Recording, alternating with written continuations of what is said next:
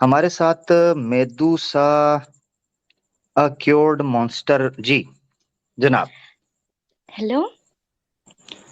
जी अस्सलाम वालेकुम। आप मुस्लिम है नॉन मुस्लिम है? मैं मुस्लिम हूँ। आप मुसलमान हैं। अस्सलाम वालेकुम। वालेकुम अस्सलाम। जी मेरी बहन अच्छा, हुक्म करें।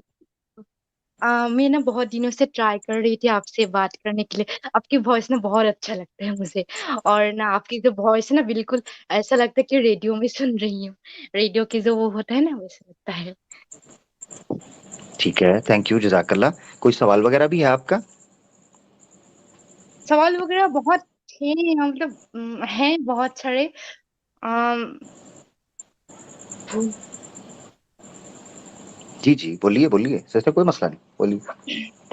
मेरी ना एक क्वेश्चन है, जो असुरा वक्रा की आयत है, जो मेरे काफी सारे जो हिंदू फ्रेंड है वो बोलते हैं। मतलब मेरे रियल फ्रेंड वैसा नहीं है, जो मेरे सोशल मीडिया फेसबुक के फ्रेंड है, वो मुझे बोलते हैं कि हाँ तुम्हारे मतलब इस्लाम में, कुरान में लड़कियों को ऐसे मतलब खेती बोला गया है। तो मैं जब पहली बार कुरान पढ़ी थी, मैं पहले ऐसे में इस्लाम को फॉलो नहीं करती थी। मतलब मैं गॉड को, अल्लाह को मानती थी, लेकिन नमाज नहीं पढ़ती थी उतना रेगुलरली, और मतलब कुरान शरीफ नहीं पढ़ती थी। तो 3-4 महीने ही हुआ है जब मैं ये सब करना शुरू करी हूँ, वो भी ऐसे द केरला स्टोरी देखकर। केरला स्टोरी से मतलब ठीक। केरला स्टोरी एक्स मुस्लिम के वीडियो देखकर मैं मतलब सोचने लगी कि क्या है, मतलब वो लोग इतने सब बोल रहे। तो मैंने देखा कि मतलब ऐसा ऐसा बोल रहे थे वो लोग। तो मुझे उतना वो नहीं लगा, क्योंकि मैं ना हमेशा पॉजिटिव चीज को देखती हूँ।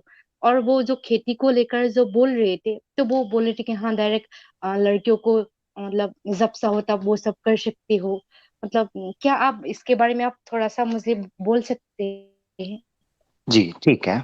ठीक है, वो बोलते हैं खेती है और ये वो ऐसे ही है। हम्म। यानी सनातनी जो आपके फेसबुक के फ्रेंड्स वगैरह हैं वो बोलते हैं कि औरत को खेती कहा गया कुरान में, ऐसे ही है ना जी? हम्म। जी। तो आपको इंग्लिश आती, इंग्लिश पढ़ लेती हैं आप? हाँ, पढ़ मेदुसा, लेती हूँ। आप इंग्लिश जी पढ़ लेती हैं? आपको आवाज थोड़ी देर से आ रही है। आप पढ़ लेती हैं। ये आपकी स्क्रीन पर मैं ऋग्वेद दिखा रहा हूं, पहले आपको थोड़ा काउंटर में बता दूं। ये ऋग्वेद है। ठीक है। बल्कि मेरे ख्याल से पहले आपको ये दिखा देता हूँ। ठीक है ना, अथर्वा वेद दिखा देता हूँ। ये अथर्वा वेद है। ठीक है। और हम्म। ये याद रखें, ये आर्य समाज, आर्य मंताव्य जो उनकी ऑफिशियल वेबसाइट है इंग्लिश के अंदर, वो है अथर्वा वेद है। इसका कांड 14 है, हम्म। सुक्त 2 है और मंत्र है 38, यानी 14 to 38। ये जो मिड में मैंने येलो हाईलाइट किया हुआ है, इस मंत्र का भावार्थ जरा पढ़िएगा। पढ़े। This woman is such an entity in whom the man so Raman sit. Seed. हाँ बस रुके, येलो वाला पढ़ लिया। The woman is such an entity in home the main so semen seed. पता क्या लिखा हुआ है?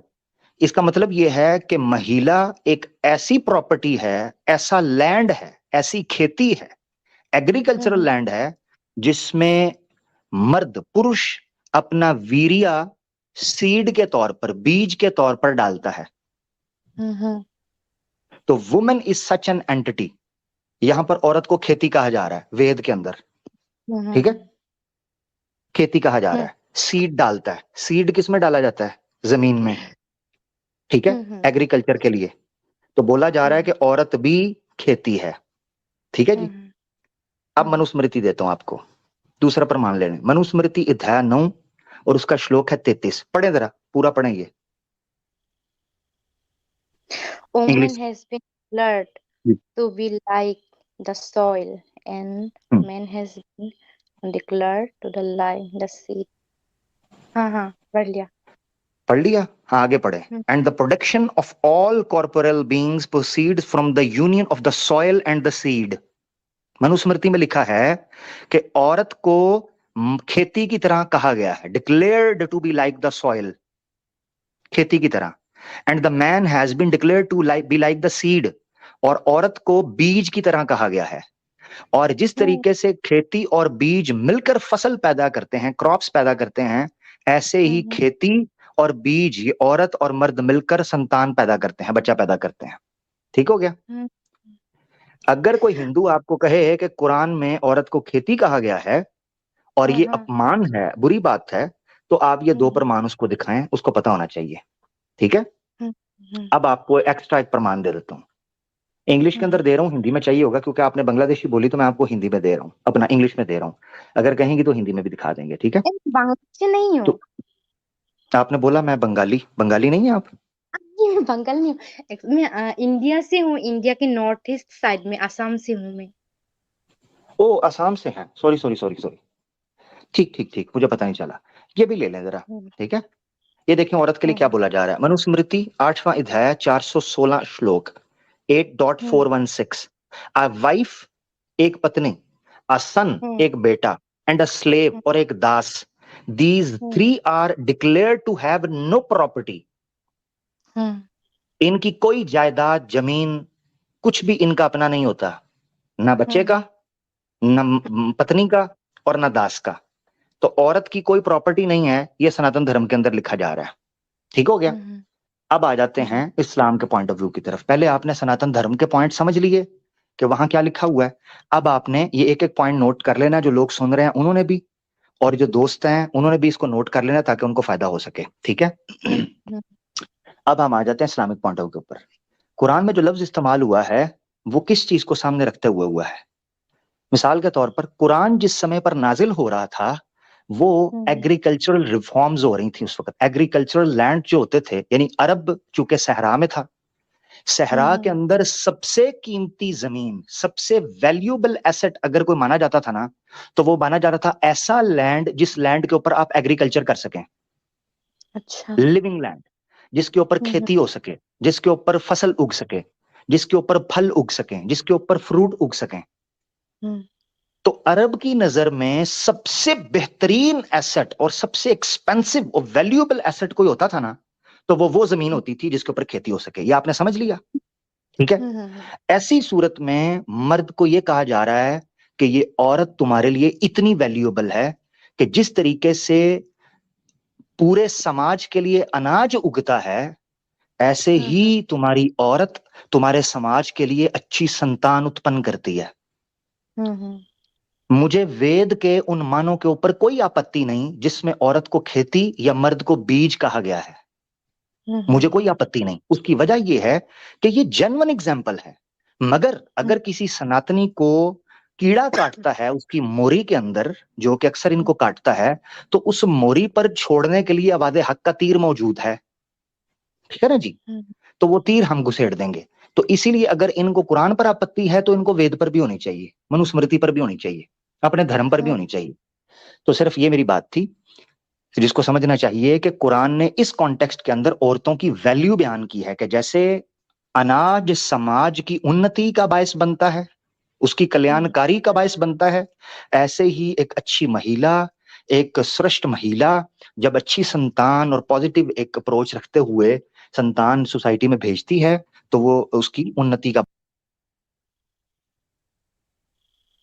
है। हेलो जी। हेलो आपको आवाज ठीक हो गया?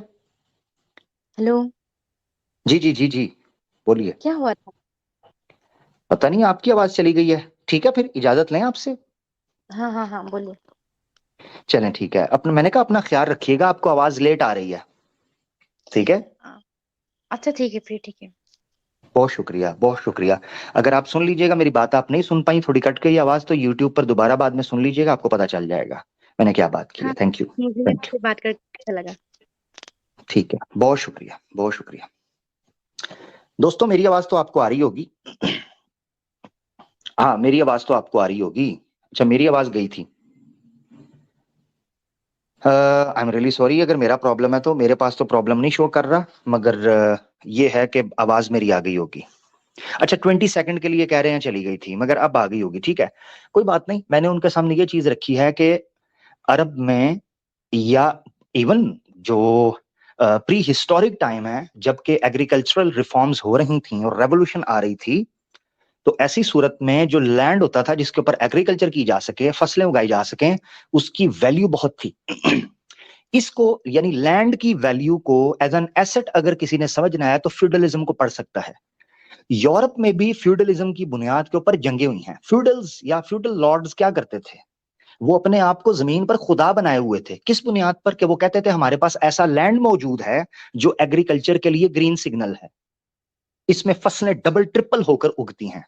जिस दरिया के करीब सबसे ज्यादा नहर होती थी, सॉरी, जिस जमीन के पास दरिया बहता था, नहरें बहती हों, वो जमीन सबसे ज्यादा वैल्यू रखती है खेत पारी के लिए, फसल के लिए। इस बुनियाद पर कहा गया कि निसाउकुम हर्सुल लकुम फ़अतूहुम अन्नमा शिअतुम, इस तरह के फ़अतूहुन्ना अन्नमा, या इस तरह के अल्फाज हैं, कमा क़ाल अल्लाह। तुम्हारी खेतियां हैं तो इनमें आओ। अब मुझे यह जानना है कि क्या कोई किसान ऐसी जमीन पर बीज फेंकेगा जिस जमीन से उसको फसल के फल उगने की कोई चांस ही ना हो? बिल्कुल भी नहीं। जब वो ऐसी जमीन पर नहीं फेंकेगा तो कुरान की वो आयत बेसिकली ये बयान कर रही है कि जिस तरह कोई किसान जिस जमीन के पास पानी ना पहुंचता हो, जिससे फल ना उगता हो, उधर बीज नहीं फेंकता, ऐसे ही कोई मर्द औरत के उस हिस्से के साथ सेक्स नहीं करता जहां उसको संतान उत्पत्ति ना होती हो। उसकी मुराद ये थी कि एनल सेक्स नहीं किया जा सकता। Point number 1। दूसरा, औरतों की सामाजिक वर्थ और वैल्यू, सोशल वैल्यू बयान करना मकसद था कि औरतें ऐसे नहीं हैं कि बंद कमरे की कोई चीज है, जैसे पंखा है, टेबल है, लाइट है, बल्कि औरत वो चीज होती है कि जो एक समाज में मां का किरदार, जमीन का किरदार अदा करती है।